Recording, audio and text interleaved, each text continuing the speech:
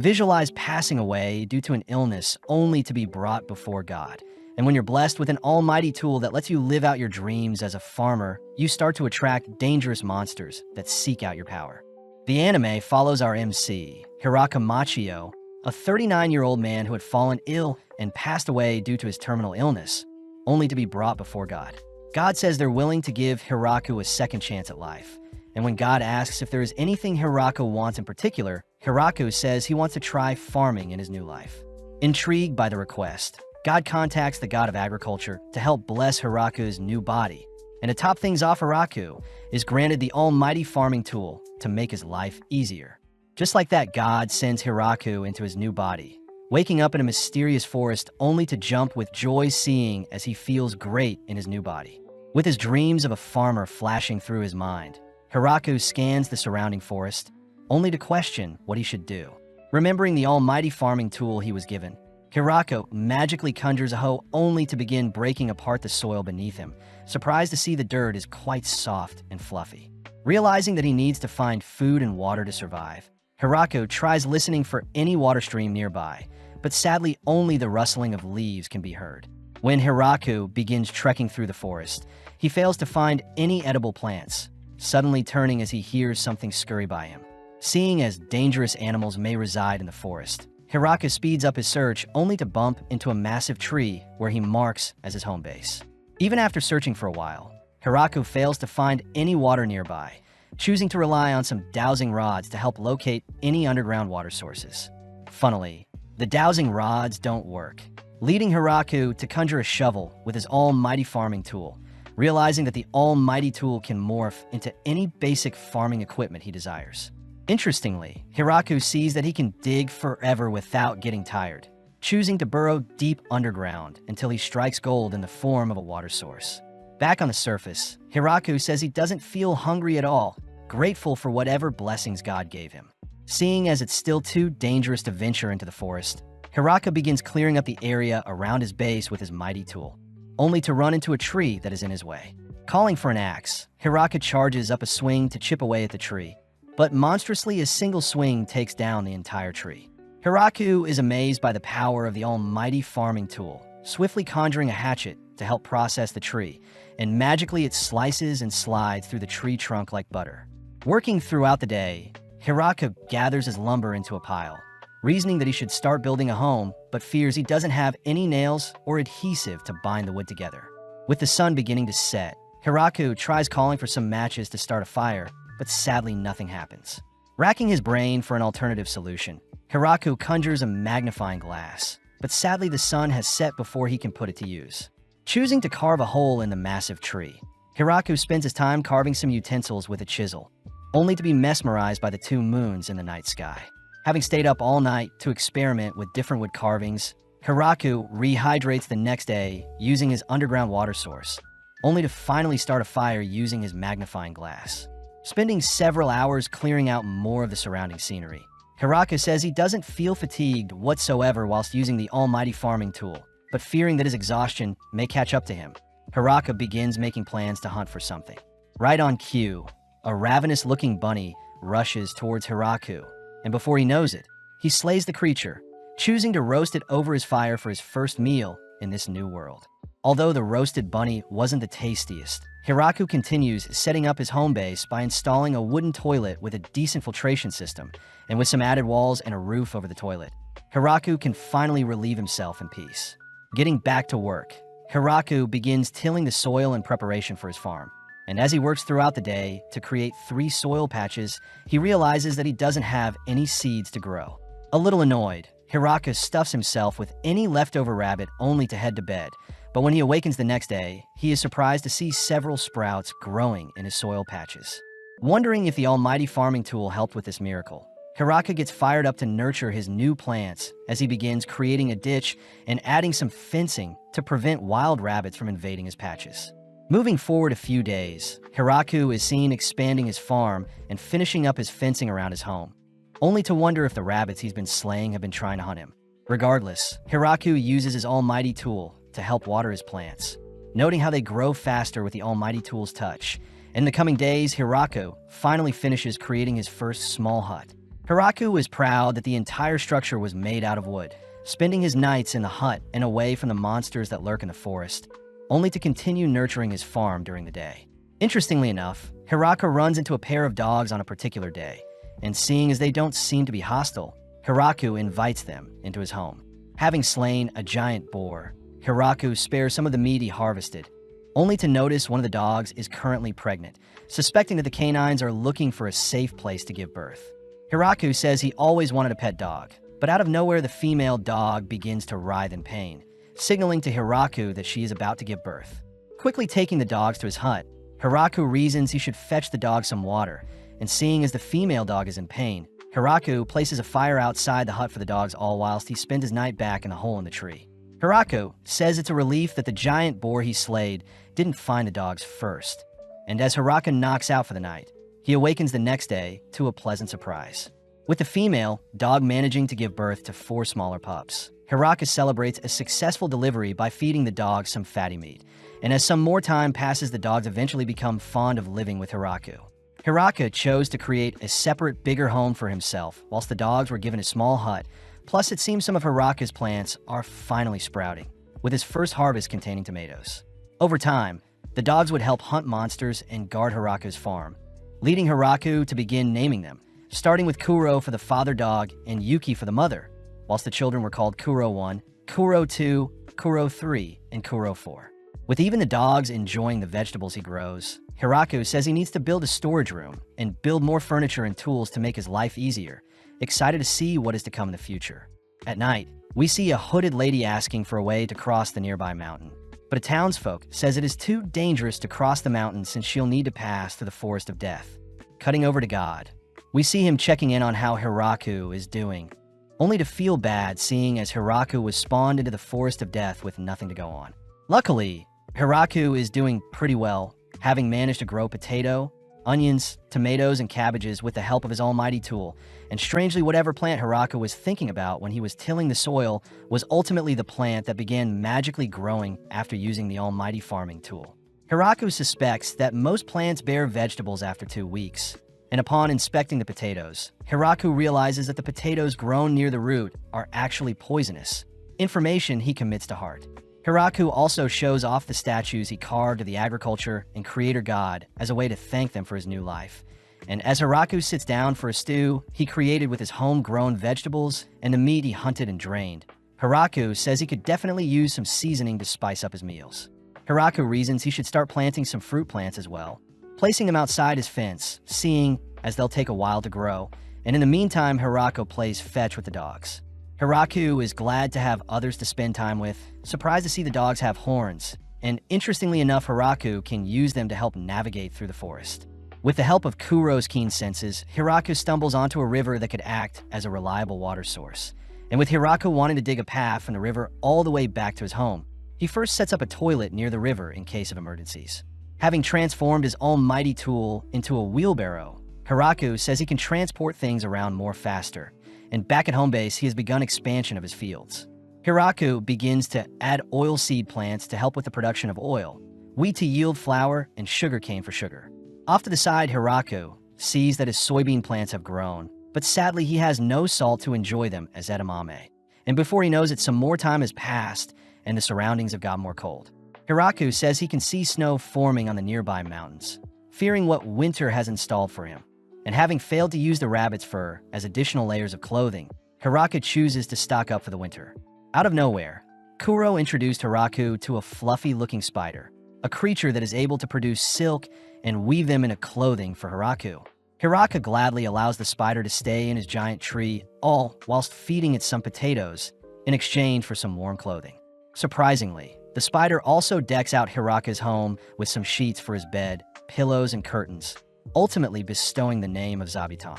As snow falls on Hiraku's home, he chooses to lock himself away in his house where his fire pit keeps him warm and his harvested vegetables keep him fed, but Hiraku begins to feel lonely, wondering when he'll get to speak with people again.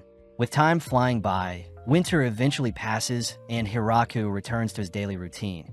But interestingly, Kuro and Yuki's pups have all grown up and began venturing into the nearby forest. Not even a day later, the pups return with partners of their own. And as for Zabuton, it seems she had given birth to children of her own.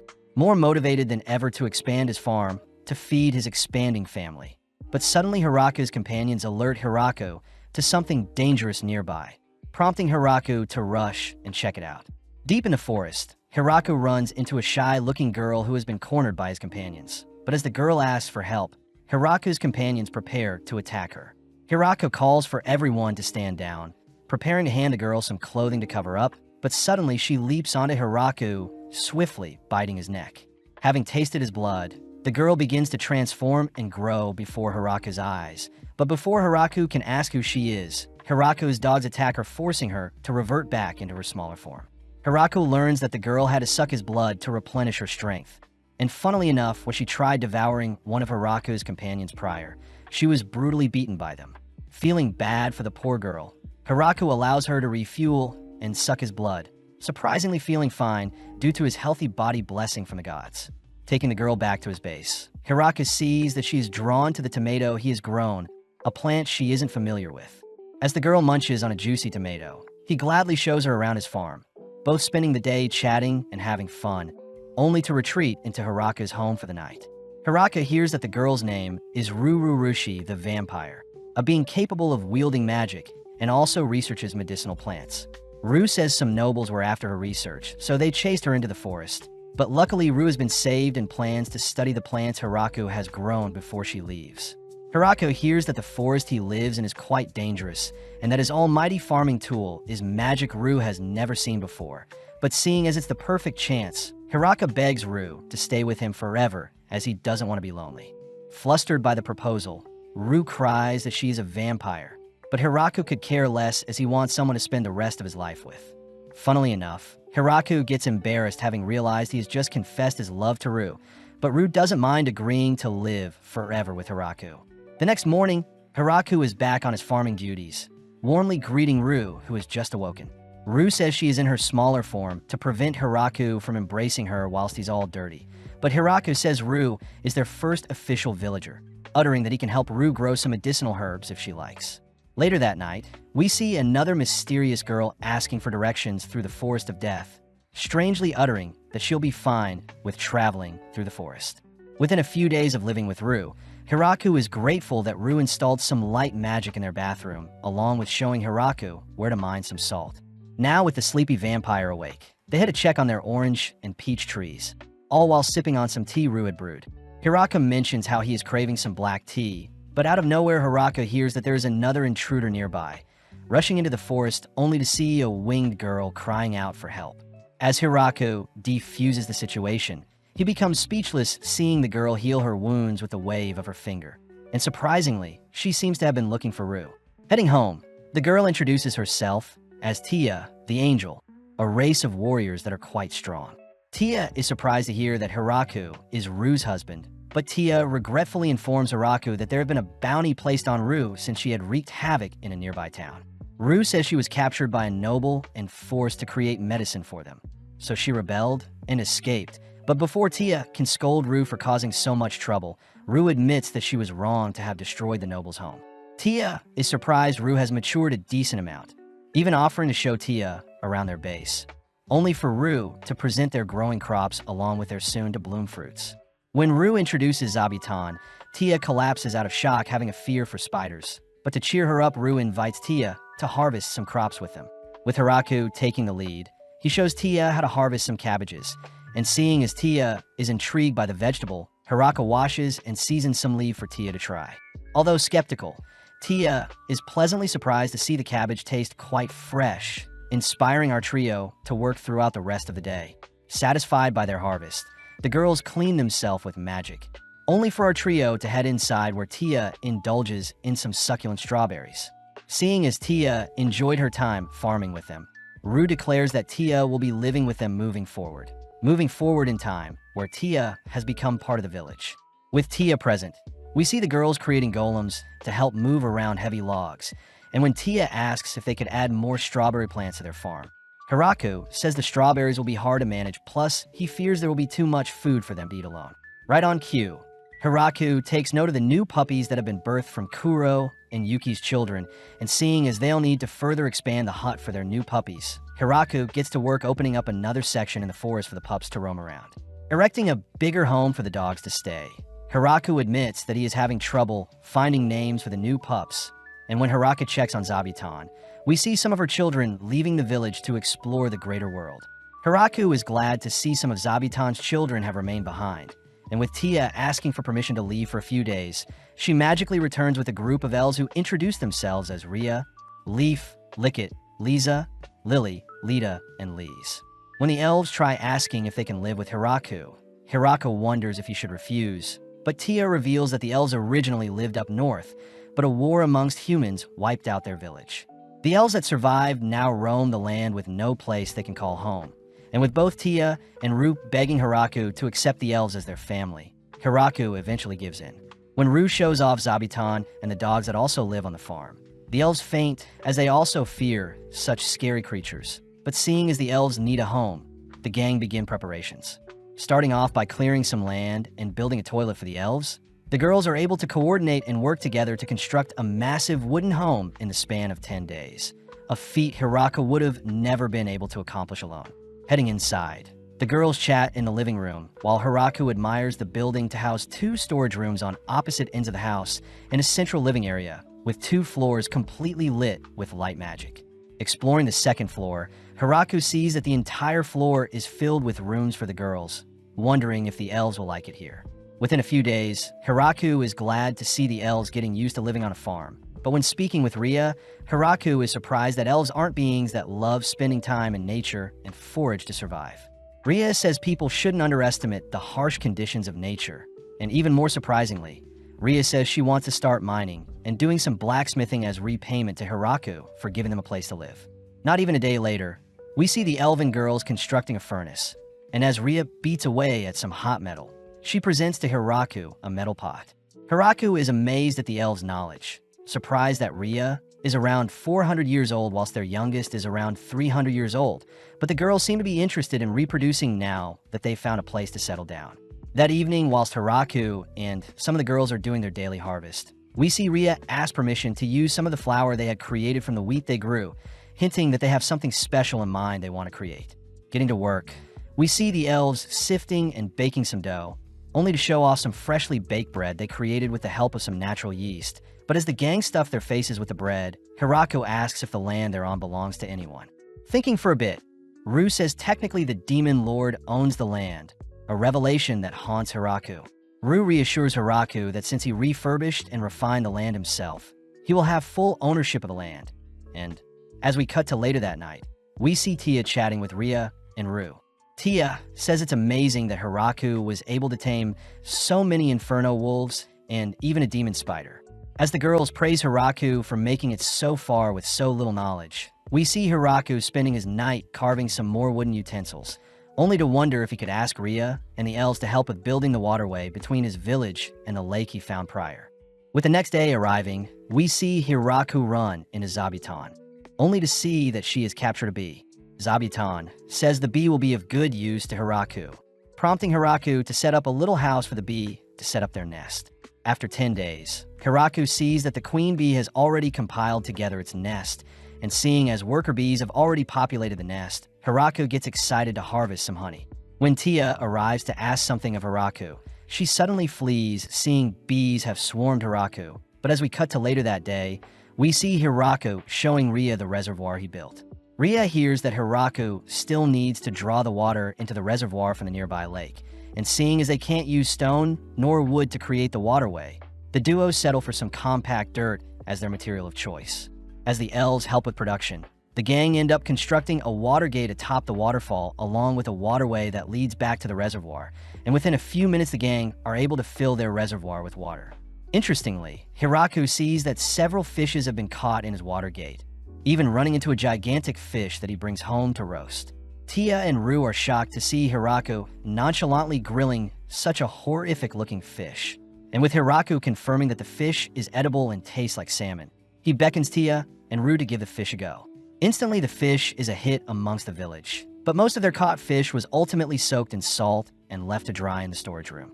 When Hiraku sees that his rice plants are growing fine, he declares that they'll be creating a rice paddy, immediately getting to work as he clears up some space for their new paddy. Unleashing some water into the paddy, Hiraku instructs the girls to get their feet wet as they'll be planting some seedlings alongside him. Working in tandem, they manage to populate the area, and in the blink of an eye, the seedlings sprout into rice plants. With the girls helping to reap the crops, Hirako sets them out to dry all day, only to gather them in the girls' dorm that evening. Now moving on to the processing stages, Hirako begins extracting the rice from the crops, gleefully celebrating as he scoops up a handful of rice. Outside, Hirako begins cooking the rice, a sight that confuses the girls. After a few minutes, Hirako unveils the hot, steamy rice, shaping them into rice balls only to hand them out. With each bite, the girls are struck by the fluffy rice, only to be surprised by the salty fish filling Hirako added, satisfying Hirako as he's happy to see the girls enjoying his cooking. As days pass, we see Hirako and the elves tending to their rice paddy, and after each session, the elves clean themselves off with magic. Jealous, Hirako gets started by mapping out a plan to construct a bath, and seeing as they'll need a furnace and changing room, he employs the help of the elves. Starting off with a furnace, Hirako eventually moves on to creating a tub big enough to fit multiple people. Couple this with some stools and buckets for the washing area. Hirako does fear that they'll be dumping dirty water back into the river, but Tia says they can simply use slimes to help purify the water waste, as slimes eat any and everything. With Tia gathering some slimes for the village, Hirako puts them to work by having them help filter out any dirty water they have in the village. And before Hirako can warm up the bath with some firewood, he notices mushrooms growing from the wood he gathered. Hirako remembers Rue pointing out how hard it is to distinguish between poisonous and safe mushrooms, whilst Ria and her elves love cooking and eating every mushroom they find. As for Tia, she had offered to eradicate every mushroom in their vicinity. Before Hirako can experiment with the mushrooms he has found, he chooses to explain to the girls how to properly take a bath, but the girls ask that Hirako demonstrate it instead. Seeing no other way, Hirako starts by unclothing himself only to rinse and clean off his body, swiftly heading into the bath, all whilst the girls watch. Hirako is immediately swept away by the luscious warm water, glad to have been given a second chance at life, but suddenly the girls follow Hirako's instructions and begin washing themselves off. In mere moments, the bath becomes populated with the girls, but Hirako can't help but feel tense seeing as he can no longer enjoy a nice bath alone. The next day, Hirako sees that more mushrooms have grown on some of the wood he had left out. But before he can make plans to eat them tonight, he sees that 5 more elves are seeking refuge in his village. Introduced as Lafa, Lhasa, Lalasha, Lalu, and Lami, Hirako says he is happy to take them in, but they'll need to build a new home for the girls to live in. Ria takes charge and cries that they'll all finally be able to repopulate with Hirako's help. But off to the side, we see Kuro commend Hirako for attracting so many women. Kuro says he had always been a lone wolf who roamed the nearby forest, but when he met Yuki, he instantly fell in love with her. On one fateful day, Kuro and Yuki were attacked by a grappler bear, the king of the forest that brought both Kuro and Yuki to the brink of death, but strangely the bear chose to spare the duo. It was then when Kuro and Yuki sought out Hirako's help for a place to stay and give birth. And even though Hirako wielded the almighty farming tool that could slay anything, Hirako still lent a helping hand to save Kuro and Yuki's life. Kuro says Hirako will forever be their masters, wondering if Hirako understands how terrifying their breed of inferno wolves can be. But none of that really matters, as Kuro says he is just blessed to have such a caring master. Cutting forward a few days, Hirako is baffled to lay eyes on the massive mansion Ria and the elves had managed to construct, and seeing as everyone is living together, Hirako will have the biggest room in the mansion. Heading into the main hall, Ria first shows Hirako his portion of the house, only to move to the opposite side of the building, where she shows off the kitchen and an outdoor cooking area. Underground is the cellar to store food and firewood, and on the second floor, we see Rue and Tia excited to see they have rooms of their own. Seeing an interesting room in particular, Hirako heaves open the door, only to quickly shut it, seeing as it resembles a dungeon of sorts. Taken to the massive window overlooking the massive tree, Ria says she can change and add anything if Hirako has any complaints, but suddenly getting an idea, Hirako chooses to add statues of Kuro and Yuki at the entrance of their home. After some field work, Hirako gets set up with the ingredients to make curry, a food item that intrigues Tia and Rue.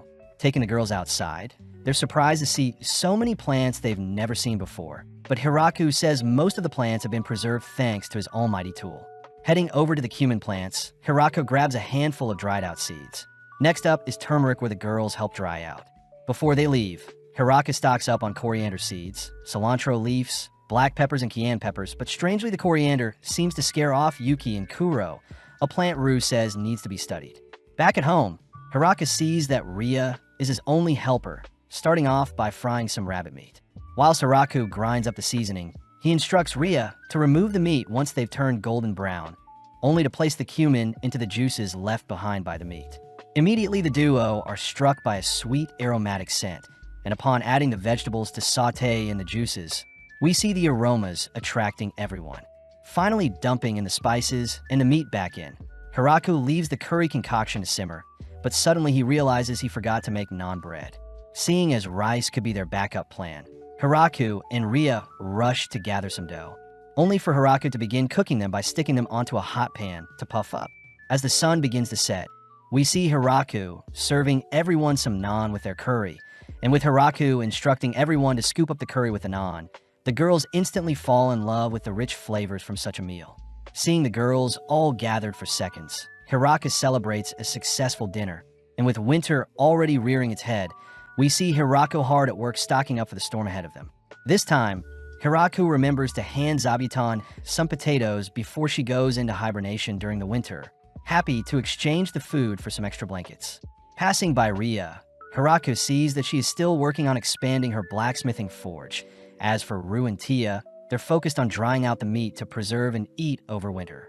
Hiraku proudly shows off his snow storage, containers that store any leftover vegetables, and by covering them with sheets and allowing snow to form over them, the vegetables will be able to be frozen and preserved over winter. Seeing Rue brandishing her magic, Hiraku tries conjuring a spell of his own, but nothing happens. That night, Hiraku hears that low-tier ignition spells will be his best bet at learning magic, but he'll still need to study magic to pull it off. Rue points out how amazing Tia is for being able to create and control multiple golems at once. And before Hiraku can praise the other girls for being so talented compared to himself, Rue declares that Hiraku is the most impressive of them all.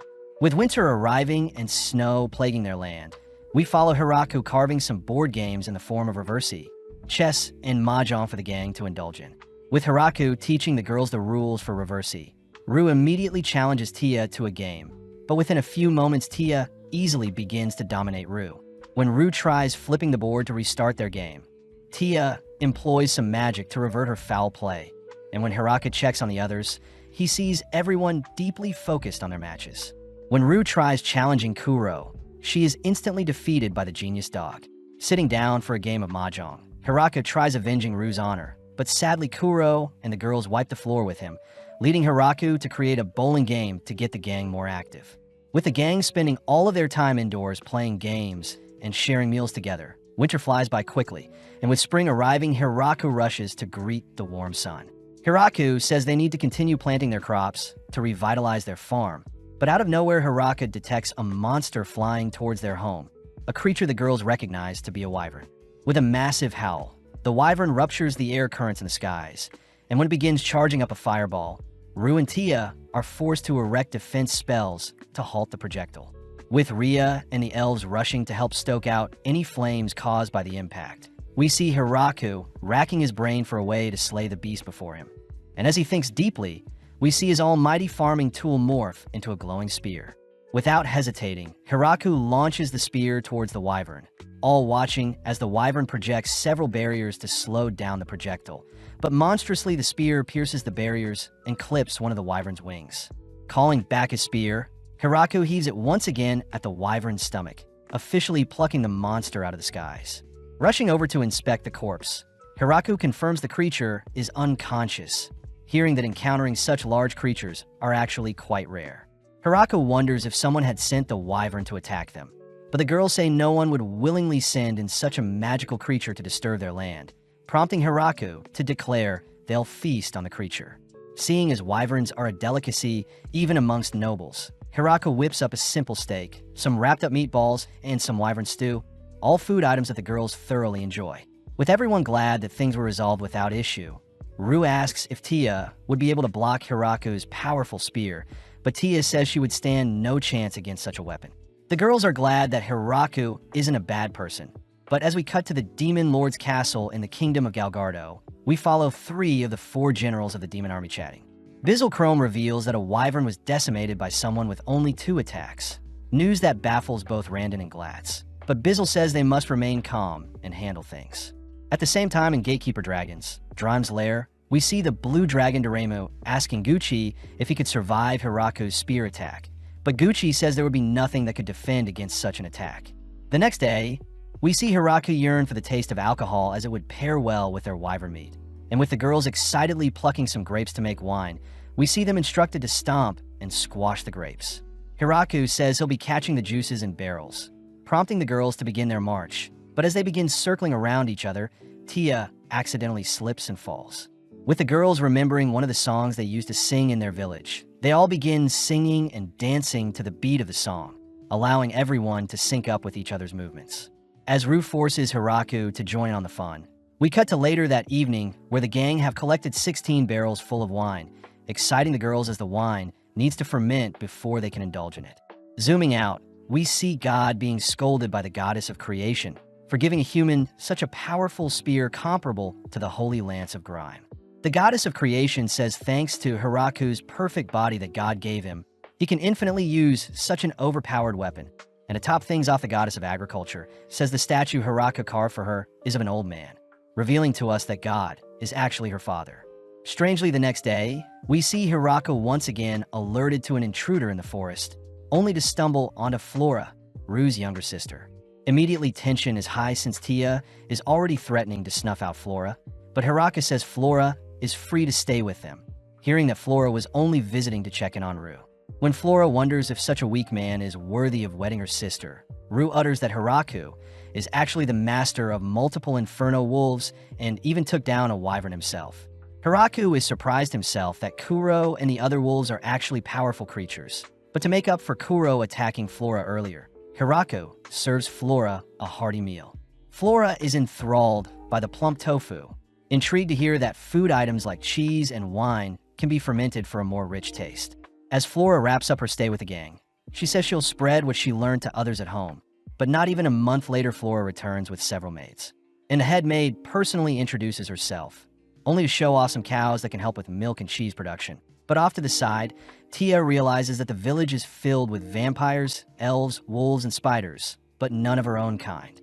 Rushing off to recruit people, Tia shows off her underlings, Gran Maria, Kudel, and Corone the Angels. As for Daga the Lizardman, he presents Hiraku with a chicken to lay eggs. Straight away, Hiraku sees that and her maids are hardworking. Plus, they seem to hail from the race of ogres. Hiraku feels bad seeing and her maids dining on simple potatoes. But when he tries teaching them the beauty of cooking, he realizes the maids will need more practice with the meals they cook. As for the 3 angels Tia had brought, they have been given the responsibility of patrolling the premises as a line of defense. And finally, for Daga and his lizardman, they were all tasked with helping with construction. Not too long after, Ria had shown off the other elves seeking refuge, and seeing as their village has grown drastically, Hiraku had asked for a representative of each race to gather for him. Hiraku says he would like to come up with a name for the village, and seeing as he doesn't want to use his name nor name it after the Forest of Death, Hiraku settles on calling it the Great Tree Village after the massive tree pillar their village was built around. At night, Hiraku holds a party to commemorate the naming of their village, only to be deemed mayor by his villagers. Gladly accepting the role, we see the village party throughout the night with some of the wine they fermented, all whilst Hiraku takes in a moment, grateful to be able to share the spoils of his new life with others. With days passing, Hiraku continues to live out his routine of tending to his farm, but out of nowhere he hears that a messenger from the demon castle has arrived. Taken to meet Bizzle, Bizzle is intrigued to see that Hiraku is the mayor of the village, and as a peace treaty, Bizzle gives Hiraku a rare-looking item. When Bizzle says that the Demon Lord would like to speak with Hiraku about his village settlement, Hiraku begins to fear that the Demon Lord may take away his village if he doesn't show his gratitude. So Hiraku offers to pay a 10% tax on all the things he grows every year. Bizzle is surprised by the offer, instantly accepting the offer as Hiraku heads inside to write a contract that offers up 10% of what they grow. This excludes the things produced by animals and handmade. Just like that, Bizzle surprisingly leaves without any complaints, only for the girls to compliment Hiraku's negotiation tactics. Since their village is paying tax, they are now under the Demon Lord's protection, and normally a tax of 50 to 60% is to be expected, Plus, having the demon pick up the tax once every year was quite bold. Rue is ecstatic that the gift granted to them is a rare medicine capable of healing all wounds. But as we cut to later that night, we see the three demon generals gathered once more. Bizzle had reported that Hiraku was willing to submit to the Demon King for only a 10% tax, an offer he couldn't refuse, especially since Rue the Vampire Princess and Tia, the strongest of the angels, were amongst the villagers. The generals begin to quiver when they hear that an army of high elves and inferno wolves were part of the village. And to make things worse, the killer angels were the ones who were patrolling the village. Bizzle says he was lucky that Hiraku didn't mark the demons as his enemy. And strangely, they were given some apples wrapped in the silk of a demon spider, a creature that even gave a previous demon lord a hard time. Surprisingly, the next day, Dorame, the ruler of the dragon, and Gucci present Hiraku a special sword, as a gift, seeing as they're technically neighbors.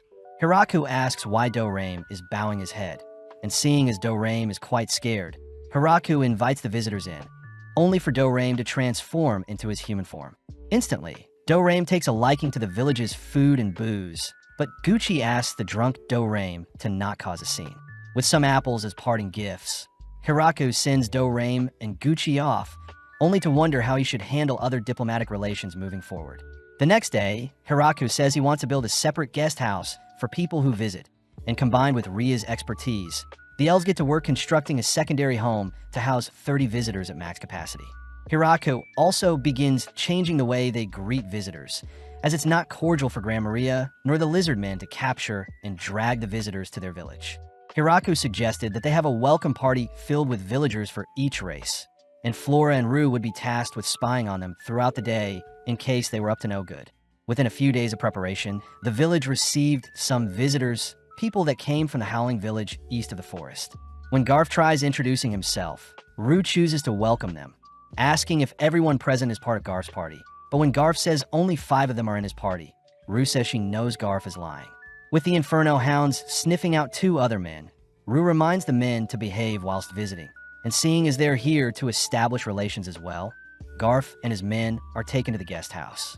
Greeted by and her maids, the men get comfy, but the girls are still on high alert, seeing as Garf didn't bring any gifts for the village. The girls utter that their hospitality will reflect how well Garf and his men respect their village, and seeing as Garf had lied to them and didn't bring any gifts, the girls only plan on serving them mediocre food at best. Luckily, Hiraku was able to convince the girls to serve them some wine, finally easing the mood as Hiraku asks to know more about the Howling Village. Apparently, the Howling Village has been thriving for over 500 years, with its settlement split across 5 regions, and it houses around 100 beastmen in total. Garf and his men are here to find new ways of trading to sustain their village, as they mainly hunt and mine. And with Tia charming the men, she learns that the 2 hidden men were backups in case something happened to Garf and the others. The next day, Hiraku gets down to business with Garf's trade proposal, hearing that Garf wants to trade raw goods and that Hiraku will need to travel to their village when trading. Hiraku reasons that he could use the dogs to help with transportation, and when Garf offers to trade ores, paints, and glass, Hiraku immediately agrees to exchange them for the crops they grow. Before Garf and his men depart, Garf apologizes for not bringing gifts as his village is quite poor, but Hiraku reassures Garf that it's fine. When their first trade with the Howling Village arrives, Tia is elected to travel to the village in place of Hiraku, and thanks to Dorame offering to give him a ride, their travel should take less than a day. Apparently, Dorame has become a recent visitor, having brought various gifts in exchange for the wine the village fermented. As Dorame takes to the air, we see Tia arriving at the Howling Village not too long after, and although the villagers were hesitant at first, they eventually celebrated a successful trade with the Great Tree Village. Tia reports that the Beastmen want to send over 20 of their kind to live with Hiraku's village, and fearing that they need more manpower, Hiraku requests that there be a mix of boys and girls amongst the Beast people joining them. Soon after, Senna and many other Beast girls greet Hiraku, all hesitant at what Hiraku has installed for them. Surprisingly, Hiraku warmly greets them, prompting Senna to show off the boys they've picked out just like Hiraku asked for. Sadly, they weren't the manpower he was expecting. With Lemulias as the Beastman's house manager, the Beast people slowly integrate into life in the village, but they still faint upon seeing Zabuton and the Inferno Hounds. Hiraku is glad to see the Beast kids thriving in the village, But upon seeing Senna able to use magic, Hiraku gets jealous, realizing that everyone in the village is capable of some form of magic, except him, of course. Before Hiraku can get back to work, he hears a report of a grappler bear and a bloody viper fighting in the forest, and seeing as their fighting may harm the village, Hiraku has Grandmaria escort him to the battle. Seeing the two colossal beings brawling in the distance, Hiraku orders for Grandmaria to fly in close to them, and within a few seconds Hiraku finishes slaying them. The angels are amazed at Hiraku's power, and seeing as he's hunted massive monsters, Hiraku gets to work whipping up some wine-braised grappler bear alongside some fired bloody viper. The girls are impressed by Hiraku's cooking, but Hiraku says he's still missing some sauce, choosing to visit Flora as he asks her for some medicine that can slay microorganisms. Flora gleefully hands Hiraku some medicine that will do the trick, only to report that her experiments into fermentation have not been going well, but Hiraku beckons Flora to continue trying. Choosing to retrieve some eggs, Hiraku gets to work whipping together the eggs with salt, vinegar, and oil to create mayonnaise. Whilst Flora is here, he asks for help with making miso, working together to boil and grind some soybeans into a barrel, only to set it to ferment for the next few months. At that moment, Rue reports that Hiraku has visitors, only to be taken to meet Donovan and his elder dwarves. Donovan says he wants some of Hiraku's wine, but the girls stop Hiraku from giving away their alcohol for free. Funnily, when Donovan offers to create unique alcohols from the crops Hiraku has grown, the girls suddenly change their minds.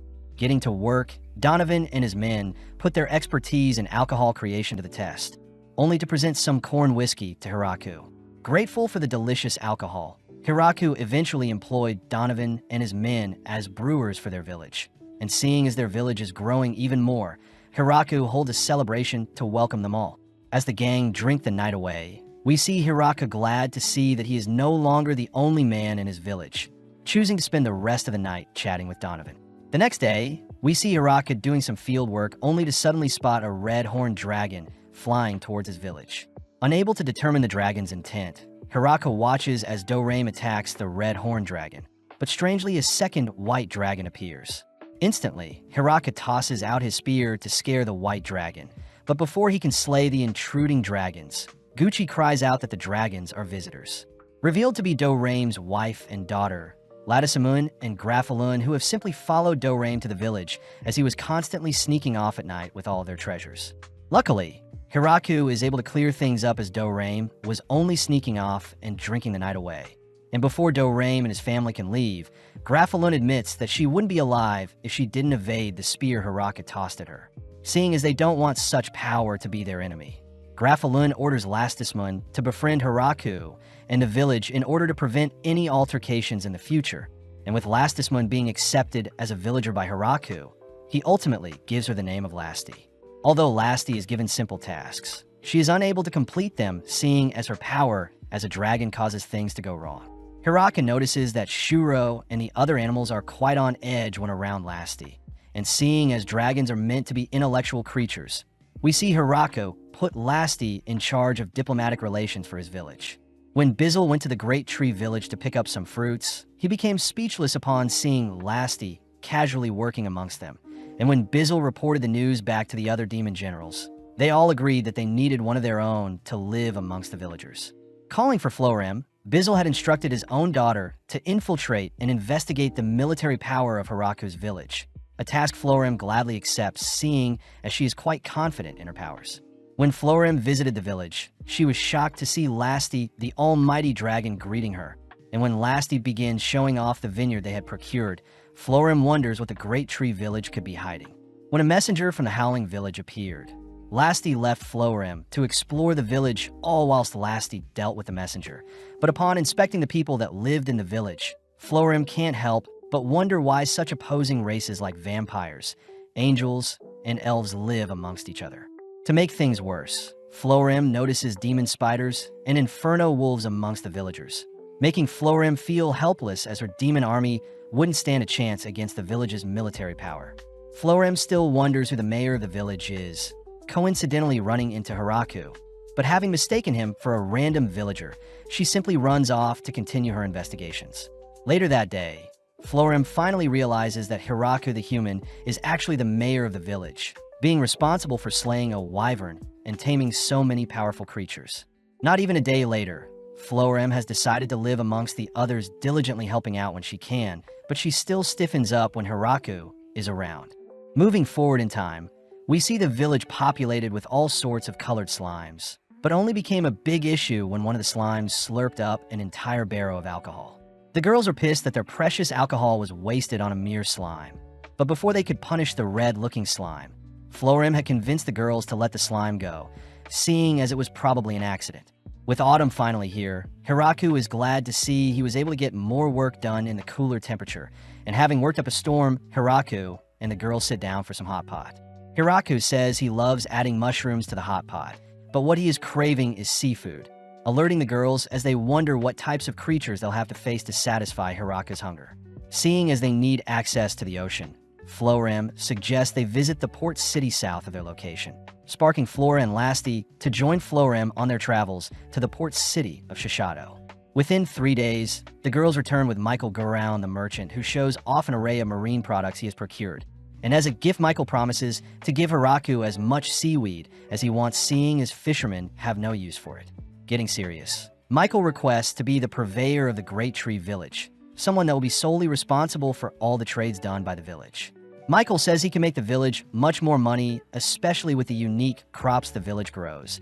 And with Michael running through his plans in partnership with the village, they wrap up their business talks before sundown. Hiraku is grateful to have met such a skilled merchant, but as we flash back a few days to before Michael met Hiraku, we follow him in the city of Shishato, where he is very busy having to manage the largest trading company in the city.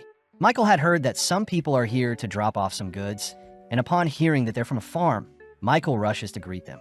Horrified to see that Florem, the daughter from the Chrome Demon family, and Lasti, the horrifying dragon, are present, Michael had chosen to brace himself for what is to come. Taken outside and brought before some rare fruits, Michael was surprised that the girls are offering up the rare fruits for some of the fish his company caught. And when Michael was brought to meet Lasti's family and the villagers of the Great Tree Village, he reasoned that he needed to befriend Hiraku at all cost. In the present, Michael says he is glad things went well, all whilst Hiraku and the girls enjoy a hearty hot pot with the seafood Michael dropped off. On another fateful day, Hiraku ran into another dragon that gave the angels trouble, and the dragon seems to be destroying the nearby forest. Hiraku chooses to take aim with his spear.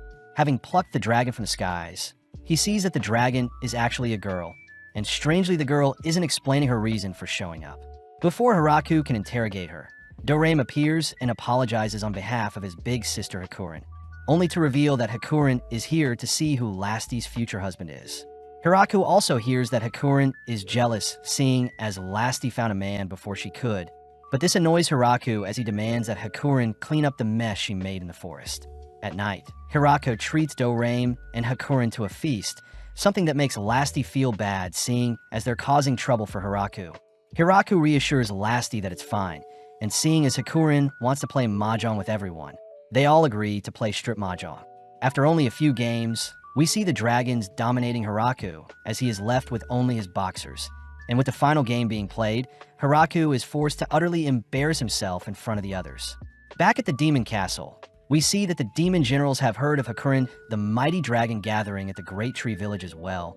But Demon Lord Gargard seems to be more worried about his daughter, who has been ignoring him recently. In the village, Hakurin had chosen to stay, and seeing as she is quite lazy, Hiraku had to force her to do any job he could find to keep her busy. Luckily, Hakurin agreed to be the village teacher and help inspire the youth. That evening, we see the Lamia girls, led by Junia, arrive at the village to ask for a truce. Apparently Shuro, along with various other hounds and spiders, had scared the girls out of their caves, believing it was a dungeon. And seeing as Hiraku wants to establish good relations with the Lamias, he chose to give the girls fruits in exchange for the gems the Lamia mined. Hiraku had also promised to leave the Lamia's territory alone, adding that he would like the girls to cover themselves up when visiting, hence officially starting the Lamia delivery service for a reliable exchange of gems.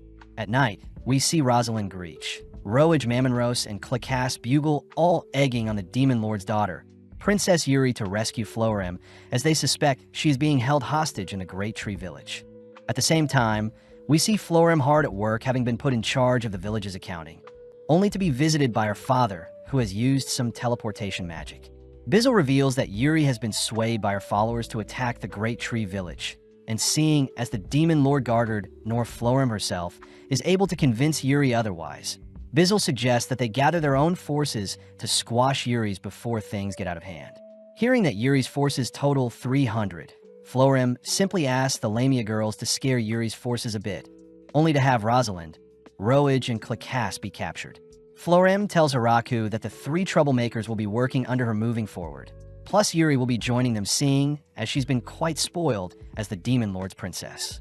Getting to work, Florim shows the girls around the village, all enthralled by the advancements the villagers have made to make life worth living.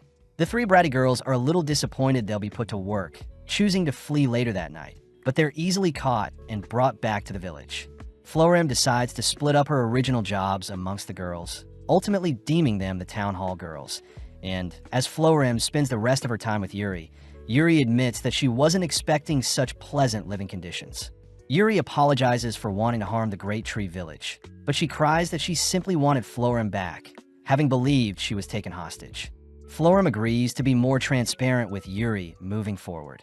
And later that night, we see that the Town Hall girls are getting used to their new lives, all whilst Rue seems to be having trouble with her transformation magic. As days pass by, we see Yuri and the Town Hall girls all working alongside the Beast children to handle mundane tasks, all whilst taking the commoner life they would have never had to experience. Not too long after, we see Bizzle arriving to pick up Yuri, sending her off with a basket of goods as she promises to visit every so often, surprised to see the Town Hall girls are choosing to stay, having taken a liking to the food and carefree lifestyle. As Bizzle helps teleport Yuri away, we cut to Gargard, who asks Bizzle for advice on raising a daughter, curious as to why Yuri always seems busy. Bizzle suspects that Yuri will most likely mature and take a liking to politics, but Gargard wonders if Yuri has taken a liking to a man, something Bizzle shoots down immediately. With winter almost arriving, Hiraku is amazed by the amount they were able to harvest, but he fears they won't have enough space to store all of their goods. Last, he asks if they could send some food back to her parents, prompting Hakurin to ask if she could send some back to her parents as well. Hiraku hears that Hakurin's father lives far north whilst her mother lives far south, and Tia recognizes the dragons to be the infamous Emperor Dragon Dusu and Hurricane Dragon Raymiran. Apparently, Lasti was tasked with dropping off some food at Drime's lair, only to fly past her home to the city of Shishato, where Michael requested that Lasti help slay a creature disrupting his trades. With Lasti returning with the spoils of her trip, we see Hakurin was sent north, where she encounters some mountain elves Hiraku had mistaken as dark elves, all led by Ya. Ya feels bad for showing up out of nowhere, but Hiraku is already thinking of how he can accommodate their new villagers, exciting Ya as she offers to hunt down some food for the village. After several attempts at trapping monsters, Ya eventually returned empty-handed, only to see Hiraku attempting to create some pottery out of clay. Fascinated by the process, Ya eventually took over the role and became of use as she was able to create various items with the technique she learnt from Hiraku. Around the same time, Ria had reported sightings of a dungeon north of their location, and fearing that it may be dangerous, Hiraku had sent out some elves accompanied by a lizard man, an inferno hound, and a spider to scope out the area. Before the sun sets, Hiraku squeezes in a quick bath in the men's bathhouse, enjoying his time with the kids that splash around, but outside we see Florim stopping the Town Hall girls from trying to get up and personal with Hiraku. When the elves returned from their travels up north, they revealed that a blood viper was living in the dungeon up north, and seeing as the blood from the viper would grant the elves vitality for their future relations, they all beg Hiraku to be given permission to hunt it. With winter arriving, Hiraku hears that Rue has fallen ill, a little anxious seeing as she is normally quite resilient.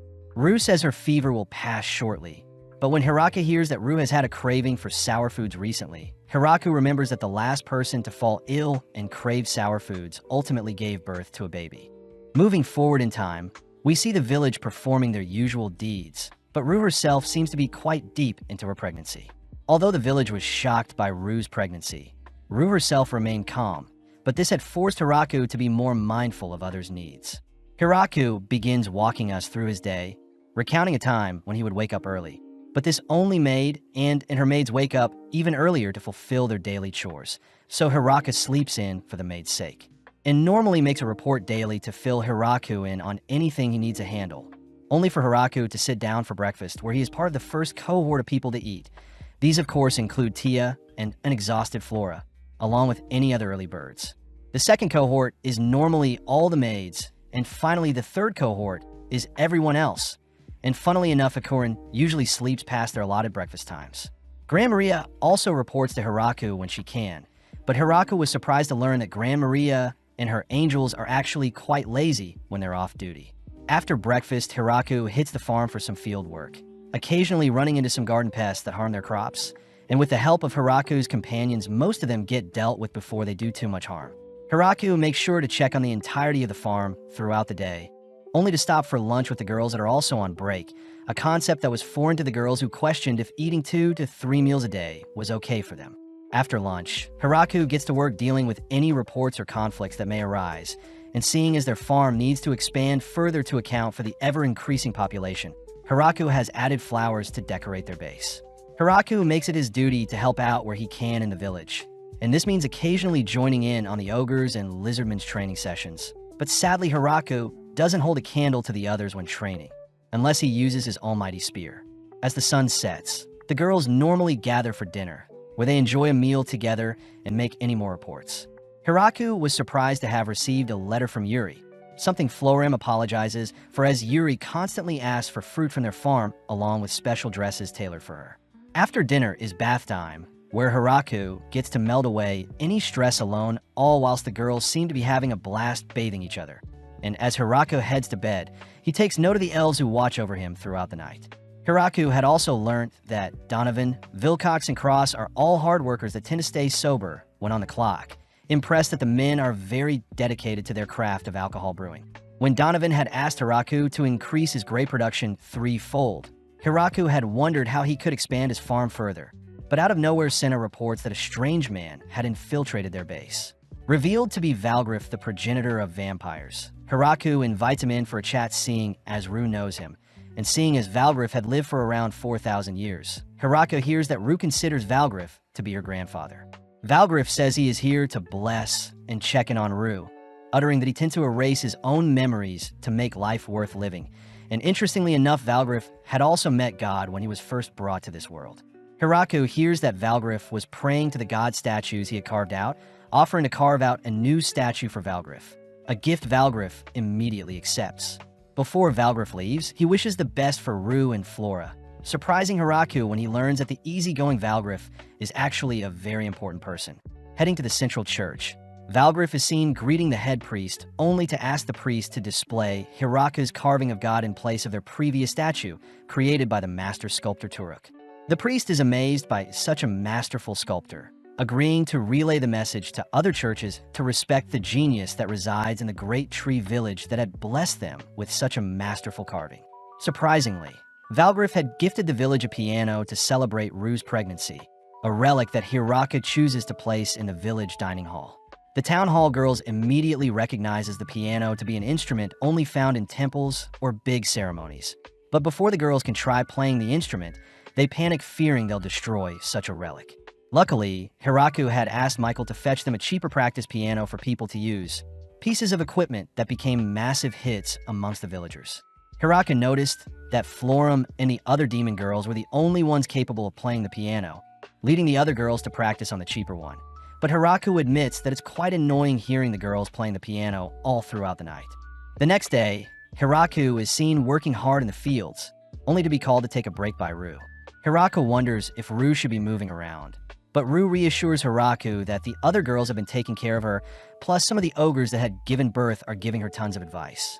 Later that night, we see the girl gather to check in on Rue, all sympathetic to hear that the pregnancy feels like carrying 2 cabbages around. Rue also mentions that she can't stand the smell of alcohol, something that inspires the girls to ask for all of the alcohol in the village to be sold off in order to protect Rue. But Hiraku says they can simply keep the alcohol and leave it to ferment for after Rue gives birth. Hiraku does choose to ask Donovan to slow down their alcohol production, seeing as no one will be drinking it whilst Rue is still pregnant. But Donovan doubles down as he wants to make enough for a momentous celebration after Rue gives birth. With the surrounding temperature slowly rising, Hiraku notices that Rue is spending more time in bed, grateful that the girls had given her a plant that cools down the room. Seeing as Rue's pregnancy is progressing well, we see everyone in the village gathering presents to wish Rue well, and by sunset, we see a table filled with gifts from all their loved ones. Hirako takes note of a mallet gifted by Donovan himself. But before thinking of what the mallet can be used for, Rue declares that it's finally time. Instantly, the maids and ladies of the manor rush to procure a safe environment for Rue to give birth, all whilst Hirako leaves to give Rue some space.